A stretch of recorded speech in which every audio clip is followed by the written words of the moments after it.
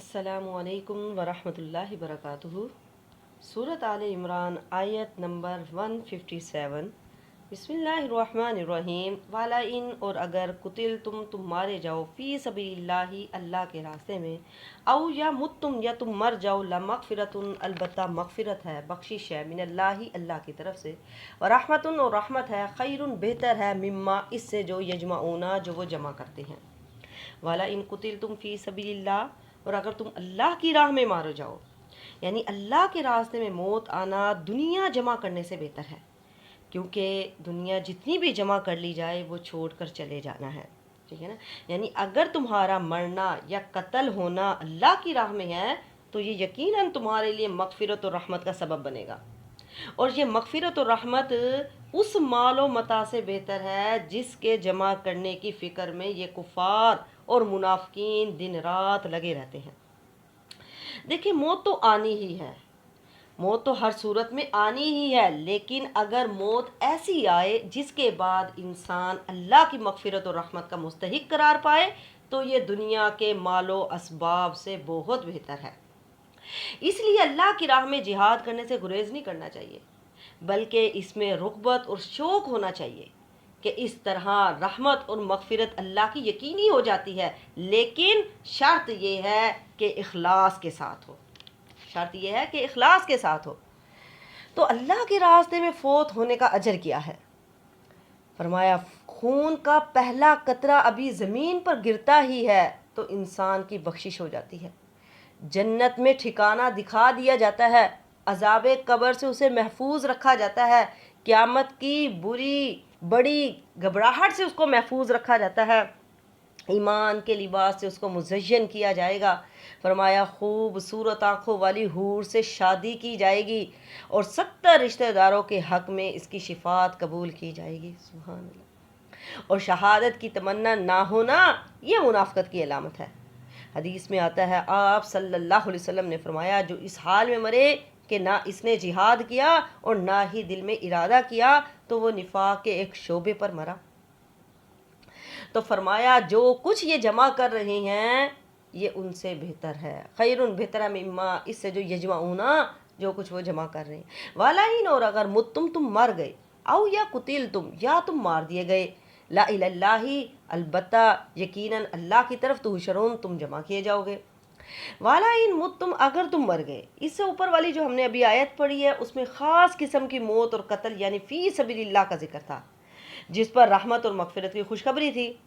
اب اس آیت میں عام موت اور قتل کا ذکر ہے، یعنی جس طرح بھی ہو، مطلب یہ ہے کہ تمہیں مر کر ہر حال میں ہمارے پاس ہی آنا ہے، اپنے اعمال کا اچھا برا بدلہ پانا ہے۔ وَلَئِن مُتُّمْ اگر تم مر گئے ہو یا کسی نے تمہیں قتل کر دیا ہے، لوٹ کر تو اللہ کی طرف ہی جانا ہے، اللہ کی طرف تو جانا ہی جانا ہے، ہمیں کیوں نہ پھر دنیا میں ہی اللہ کی طرف رجوع کر لینا چاہیے، اللہ کی اطاعت کر کے اللہ کی طرف رجوع کر لیں، عبادت کر کے اللہ کی طرف رجوع کر لیں، ذکر و اذکار کر کے، صدقہ خیرات کر کے، دعائیں مانگ کر اللہ کی طرف رجوع کر لیں، اور اللہ کی مدد اللہ کی اطاعت سے ہی ملتی ہے۔ تو جانا تو ہم نے اللہ کے پاس ہی ہے، جیسے بھی موت آئے اکٹھے تو اللہ کے پاس ہی ہونا ہے، تو دنیا میں ہی اللہ کی طرف رجوع کر لیا جائے تو بہتر ہے۔ آگے فرمایا فَبِمَا رَحْمَةٍ پس رحمت ہی سے ہے، من اللہ اللہ کی، لنتا آپ نرم دل ہیں، لہم ان کے لیے، ولو کنتا اور اگر آپ ہوتے، فظن تندخو یعنی بد اخلاق ہوتے، غلیظ القلب یا سخت دل ہوتے، لن فضو تو البتہ وہ منتشر ہو جاتے، من حولی کا آپ کے پاس سے، فاعفو پس آپ معاف کر دیں، انہم ان سے، واستغفر لہم اور بخشش مانگے، لہم ان کے لیے، وشاورہم اور ان سے مشورہ کریں، فی الامر کام میں، فائزہ پھر جب عزمتا آپ پکا ارادہ کر لیں، فتوکل پھر آپ بھروسہ کریں، اللہ اللہ پر، ان اللہ بے شک اللہ تعالیٰ یحب دوست رکھتا ہے متوکلین بھروسہ کرنے والوں کو۔ فَبِمَا رَحْمَةٍ مِّنَ اللَّهِ لِنتَ لَهُمْ بس اللہ کی رحمت ہی سے آپ صلی اللہ علیہ وسلم ان کے لیے نرم دل ہیں۔ اللہ تبارک و تعالیٰ اپنے نبی پر اور مسلمانوں پر اپنا احسان بیان فرما رہے ہیں کہ نبی کریم صلی اللہ علیہ وسلم کو ماننے والوں اور اس کی نافرمانی سے بچنے والوں کے لیے اللہ نے نبی کے دل کو نرم کر دیا ہے۔ اگر اس کی رحمت نہ ہوتی تو اتنی نرمی اور آسانی نہ ہوتی۔ احد کے دن مسلمانوں نے خوفناک غلطی کی تھی اور میدان چھوڑ کر فرار اختیار کیا تھا۔ پھر جب نبی کریم صلی اللہ علیہ وسلم کی دعوت سے دوبارہ جمع ہوئے تو آپ صلی اللہ علیہ وسلم نے کسی کو بھی کسی قسم کی کوئی سزا نہیں دی، بلکہ حسن اخلاق سے پیش آئے۔ تو اللہ نے فرمایا کہ آپ کا یہ حسن خلق، اچھا اخلاق اور طبیعت میں نرمی، یہ اللہ کے خاص فضل و احسان اور رحمت کا نتیجہ ہے، ورنہ مسلمانوں کا جمع ہونا ممکن نہ تھا۔ تو اس سے معلوم ہوا کہ دعوت دین کے لیے نرمی اور حسن اخلاق نہایت ضروری چیزیں ہیں۔ بد اخلاقی اور سخت دلی سے لوگ کبھی بھی قریب نہیں آتے ہیں۔ تو اللہ نے فرمایا کہ اگر آپ صلی اللہ علیہ وسلم کے اندر یہ نرمی نہ ہوتی بلکہ اس کے برعکس آپ تنخو یعنی بد اخلاق اور سخت دل ہوتے تو لوگ آپ کے قریب ہونے کے بجائے آپ سے دور بھاگتے۔ تو اس لیے آپ درگزر سے ہی کام لیتے رہیے۔ حضرت عبداللہ بن عمر فرماتے ہیں کہ نبی کریم صلی اللہ علیہ وسلم کی صفتوں کو اگلی کتابوں میں بھی پاتا ہوں کہ آپ صلی اللہ علیہ وسلم سخت کلام اور سخت دل اور بازاروں میں شور مچانے والے، برائی کا بدلہ برائی سے لینے والے نہیں تھے، بلکہ درگزر کرنے والے اور معاف کر دینے والے تھے۔ فَبِمَا رَحْمَةٍ مِّنَ اللَّهِ لِنْتَ لَهُمْ، یعنی اللہ ہی کی رحمت سے آپ نرم دل ہیں، ٹھیک ہے نا، ایک قطرہ رحمت کا اللہ تعالیٰ نے دیا تو آپ رحمت للعالمین ہیں۔ آپ اللہ کی رحمت کی وجہ سے ان کے لیے نرم دل ثابت ہوئے۔ جس لیڈر کے اندر 5 صفات ہوں تو وہ بہترین قائد ہے۔ کون سی 5 صفات؟ وَلَوْ كُنْتَ فَظًّا، کہ تندخو نہ ہو وہ، ٹھیک ہے نا، اچھے بد زبان نہ ہو، اچھے اخلاق کا مالک ہو، سخت دل نہ ہو، اور پھر فرمایا فَاعْفُ عَنْهُمْ، کہ ان سے معاف کریں، درگزر کرنے والے ہو، معاف کر دینے والے، وَاسْتَغْفِرْ لَهُمْ، بخشش مانگنے والے، وَشَاوِرْهُمْ فِي الْأَمْرِ، اور مشورہ کریں ان سے، اور مشورہ کرنے والے۔ تو جس کے اندر یہ 5 صفات ہوں گی تو وہ بہترین قائد ہے۔ فرمایا وَلَوْ كُنْتَ فَظًّا، آپ تندخو نہیں تھے، آپ بد اخلاق نہیں تھے، بد زبان نہیں تھے، بلکہ اچھے اخلاق کے مالک تھے۔ حدیث میں آتا ہے تم میں سے بہتر وہ ہے جس کا اخلاق اچھا ہو۔ حدیث جس طرح کہ وہ واقعہ ہے، وہ شخص جس نے مسجد میں پیشاب کیا تھا تو آپ صلی اللہ علیہ وسلم نے اس کے ساتھ کیا کیا تھا؟ صحابہ کرام فوراً اٹھے کہ اسے روکتے ہیں، آپ صلی اللہ علیہ وسلم نے فرمایا نہیں رک جاؤ، اسے پورا پیشاب کر لینے دو، ایسا نہ ہو کہ اسے روکے اور پیشاب کی رکاوٹ کی وجہ سے اسے کوئی بیماری لگ جائے۔ دیکھیں کتنا احساس کیا۔ پھر جب اس نے پیشاب پورا کر لیا تو اسے بلایا، اپنے پاس بٹھایا اور پیار و محبت سے اسے سمجھایا کہ اے اللہ کے بندے، یہ تو اللہ کا گھر ہے، یہاں پر ایسی حرکت نہیں کرتے ہیں، ٹھیک ہے نا۔ تو آپ بہترین اخلاق والے تھے، درگزر کرنے والے تھے، غلطی پر بھی آرام سے، ٹھیک ہے نا، غلطی پر مارنے کے بجائے نرمی سے تعلیم دیتے تھے۔ جیسا کہ فتح مکہ کے موقع پر کیا کیا، دشمنوں سے بھی بدلہ نہیں لیا، ٹھیک ہے نا، سب کو معاف کر دیا۔ تو فرمایا کہ آپ صلی اللہ علیہ وسلم سخت مزاج نہیں تھے۔ ایک روایت میں ہے فرمایا کہ اے نبی، ہم نے آپ کو گواہی دینے والا اور بشارت دینے والا اور ان پڑھ لوگوں کی حفاظت کرنے والا بنا کر بھیجا ہے۔ آپ میرے بندے اور رسول ہیں، میں نے آپ کا نام متوکل رکھا ہے۔ آپ نہ تو بدخو ہیں، نہ ہی سخت دل ہیں، نہ بازاروں میں شور کرنے والے ہیں، نہ برائی کا بدلہ برائی سے لینے والے ہیں، بلکہ معافی اور درگزر سے کام لیتے ہیں۔ حقیقت یہ ہے کہ نرمی جو ہوتی ہے، نرمی یہ کاموں کو خوبصورت بنا دیتی ہے۔ حدیث میں آپ صلی اللہ علیہ وسلم نے فرمایا نرمی جس چیز سے نکال دی جاتی ہے اسے بدصورت کر دیتی ہے۔ نرمی گھرانوں کو فائدہ دیتی ہے۔ حدیث میں آپ صلی اللہ علیہ وسلم نے فرمایا جس گھرانے کو نرمی دے دی گئی تو اس کے لیے فائدے کا باعث ہے، اور جس سے روک دی گئی تو ان کے لیے یہ نقصان کا باعث ہے۔ تو آپ نرم دل تھے۔ لَنْفَضُّوا مِنْ حَوْلِكَ، اگر آپ ایسے ہوتے، سخت دل ہوتے ہیں، اچھے اخلاق کے مالک نہ ہوتے تو لوگ آپ سے منتشر ہو جاتے، آپ سے دور بھاگتے، آپ کے کوئی بھی قریب نہیں آتا۔ تو فرمایا فَاعْفُوا عَنْهُمْ، بس آپ ان کو معاف کر دیں، یعنی جنگ میں جو ان سے جو غلطیاں ہوئی ہیں وہ انہیں معاف کر دیں، اور اللہ سے بھی ان کے لیے استغفار کریں اور مشورے سے محروم نہ کریں، بلکہ برابر مشورہ کرتے رہیں، ان کو معاف کر دیں، بخشش طلب کرتے رہیں ان کے لیے، ٹھیک ہے نا۔ تو حضرت انس جنہوں نے 10 سال نبی کریم صلی اللہ علیہ وسلم کی خدمت کی، وہ کیا کہتے ہیں کہ میں نے اگر کوئی بھی کام کیا تو آپ صلی اللہ علیہ وسلم نے یعنی کبھی یہ نہیں کہا کہ تم نے یوں کیوں کر دیا، اور اگر جو کوئی کام نہیں کرنا تھا اگر وہ کر لیا تو یہ نہیں کہا یہ تم نے کیوں کیا ہے، ٹھیک ہے نا، اتنا آپ درگزر کرنے والے تھے، معاف کر دینے والے تھے، تو کہا کہ ان سے مشورہ لیتے رہیں، فی الامری کام میں ان سے مشورہ لیتے رہیں۔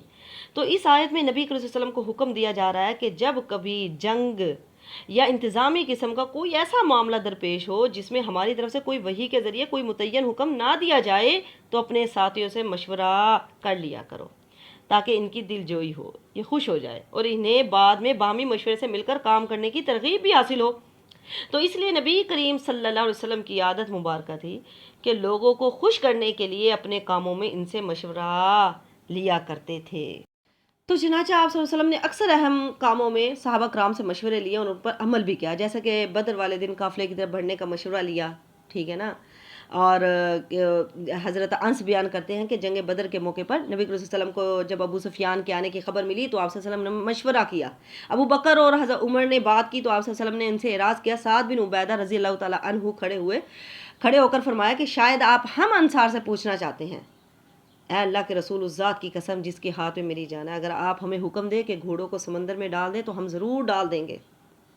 تو صحابہ کرام نے کیا کہا، اگر آپ سمندر کے کنارے پہ کھڑے ہو کر ہمیں فرمائیں کہ اس میں کود پڑو، اس پار نکلو، تو ہم ضرور حکم مانیں گے، اور اگر آپ ہمیں حکم دیں کہ گھوڑوں کو برکلغماد یعنی مدینہ سے دور ایک جگہ کا نام ہے وہاں تک لے جائیں تو ہم ضرور لے جائیں گے۔ ہم موسیٰ کی قوم کی طرح نہیں ہیں کہ انہوں نے کہا کہ تو اور تیرا رب جا کر لڑے، ہم تو یہاں بیٹھے ہیں، ٹھیک ہے نا، انہوں نے یہ کہا تھا، بلکہ ہم آپ صلی اللہ علیہ وسلم کے ساتھ جم کر دشمن کا مقابلہ کریں گے۔ اسی طرح اور جگہ پر بھی آپ صلی اللہ علیہ وسلم نے مشورہ کیا۔ جنگ خندق میں نبی صلی اللہ علیہ وسلم کے مشورہ کرنے پر سلمان فارسی نے خندق کھودنے کی رائے دی، جس پر رسول اللہ صلی اللہ علیہ وسلم نے عمل بھی کیا اور اللہ نے اس مشورے میں بہت برکت پیدا فرمائی۔ اور اسی طرح جب منافقین نے آپ صلی اللہ علیہ وسلم کی بیوی ام المومنین حضرت عائشہ صدیقہ پر تہمت لگائی تو آپ صلی اللہ علیہ وسلم نے فرمایا، اے مسلمانوں، مجھے مشورہ دو، ان لوگوں کا میں کیا کروں جو میرے گھر والوں کو بدنام کر رہے ہیں؟ اللہ کی قسم میرے علم میں تو میرے گھر والوں میں کوئی برائی نہیں ہے، اور جس شخص کے ساتھ تہمت لگا رہے ہیں واللہ میرے نزدیک تو وہ بھی بھلائی والا ہے۔ ایک اور روایت میں ہے، اور پھر یہ ہے جس سے مشورہ لیا جائے اسے چاہیے کہ وہ مشورہ بھی اچھا دے۔ ایک روایت میں آپ صلی اللہ علیہ وسلم نے فرمایا، جب تم میں سے کوئی اپنے بھائی سے مشورہ لے تو اسے چاہیے اچھی بات کا مشورہ دے، غلط مشورہ نہیں دینا چاہیے۔ پھر فرمایا فَإِنْ عَزَمْتَ فَتَوَكَّلْ عَلَى اللَّهِ، پھر جب آپ پختہ ارادہ کر لیں تو اللہ پر بھروسہ کریں، ٹھیک ہے، یعنی مشورہ کرنے کے بعد جس پر آپ صلی اللہ علیہ وسلم کی رائے پختہ ہو جائے تو پھر اللہ پر توکل کر کے اسے کر گزریے۔ تو اس سے یہ بات معلوم ہوئی کہ مشورے کے بعد بھی آخری فیصلہ حکمران ہی کا ہوگا۔ اگر وہ مناسب سمجھے تو اکثریت کے فیصلے پر عمل کریں، اور اگر کم لوگوں میں زیادہ اہلیت والے لوگ ہونے کی وجہ سے ان کی رائے کو بہتر سمجھے تو اس پر فیصلہ کرے، کیونکہ آخری فیصلہ امیر کا ہوگا، اکثریت کا نہیں ہوگا۔ تو اللہ پر توکل کرتے ہوئے فیصلے پر عمل کریں، یعنی مشورے کے بعد پھر ایک بات پر ہی جمے رہیں، یہ نہیں کہ کبھی کوئی فیصلہ کر لیا تو پھر کبھی کوئی فیصلہ کر لیا، ایک بات پر جمے رہیں۔ پھر اس کے بعد اللہ پر بھروسہ کریں، اور اللہ بھروسہ کرنے والوں کو دوست رکھتا ہے۔ ان اللہ یحب المتوکلین، بے شک اللہ بھروسہ کرنے والوں کو دوست رکھتا ہے۔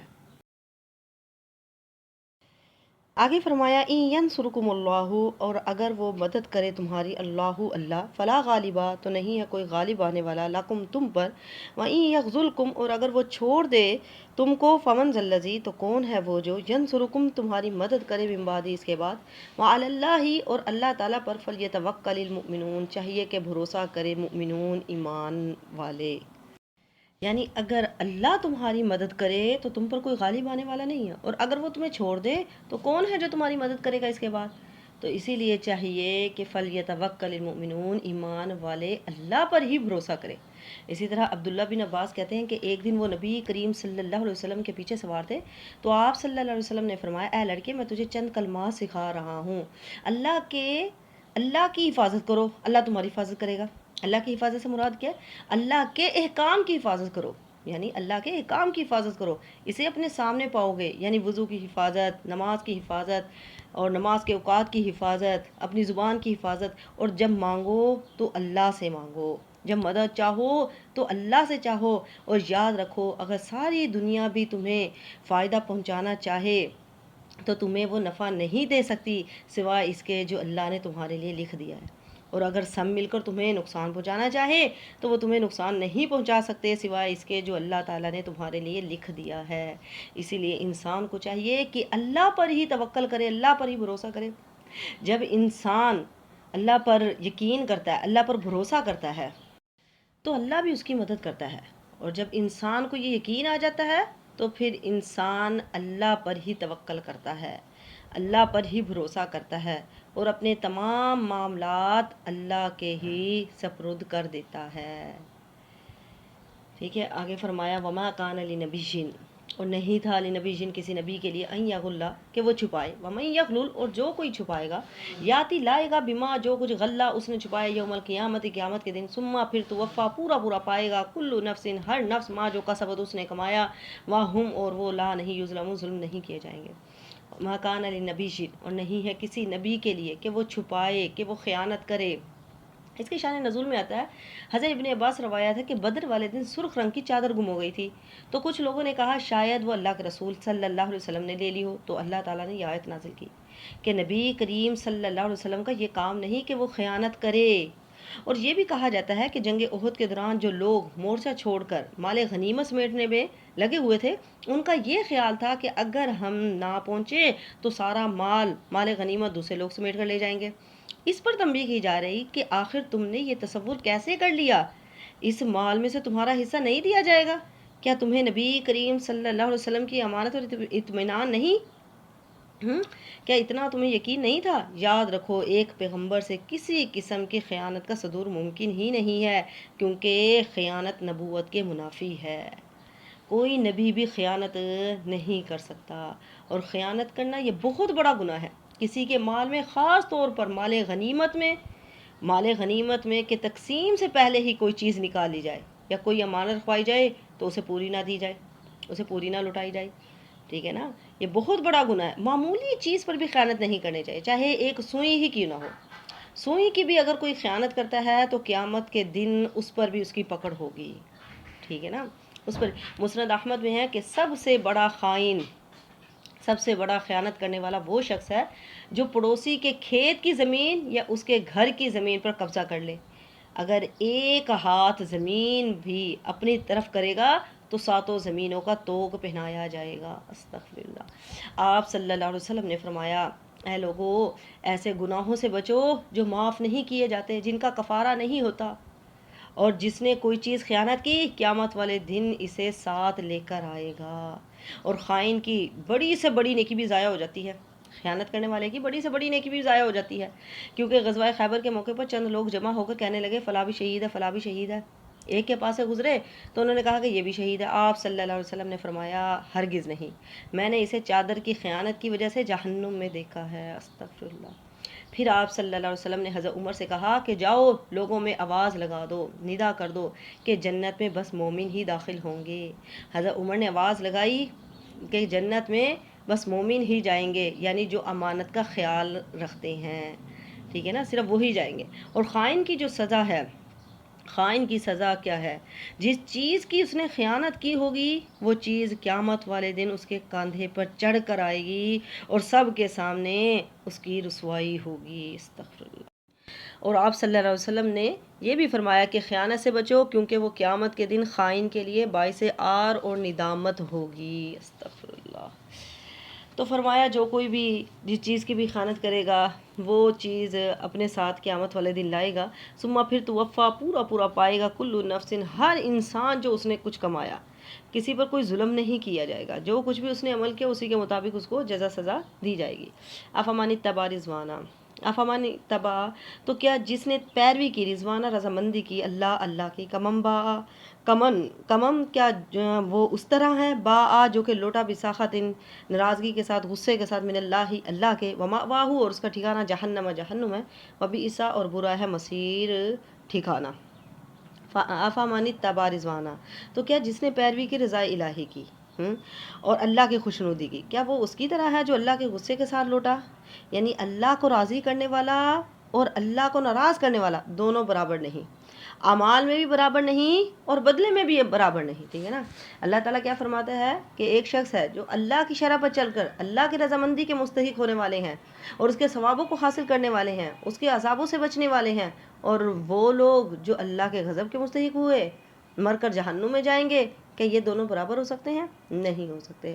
قرآن میں ایک جگہ پر اللہ تبارک و تعالیٰ نے فرمایا کہ اللہ کی باتوں کو حق ماننے والا اور اس سے اندھا رہنے والا، ٹھیک ہے نا، ایک تو باتوں کو مان رہا ہے، دوسرا نہیں مان رہا، کیا دونوں برابر ہیں؟ نہیں، برابر نہیں ہیں۔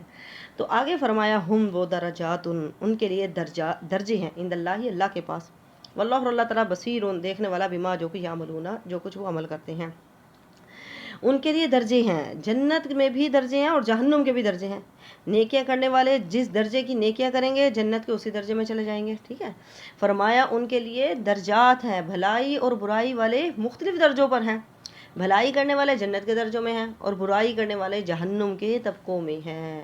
اور جگہ فرمایا وَلِكُلِّ درجات مما عملوا، ہر ایک کے لیے ان کے اعمال کے مطابق درجات ہیں۔